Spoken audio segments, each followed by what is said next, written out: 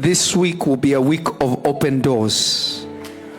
I prophesy to you that this week will be filled with success. I prophesy to you that this week will be filled with power.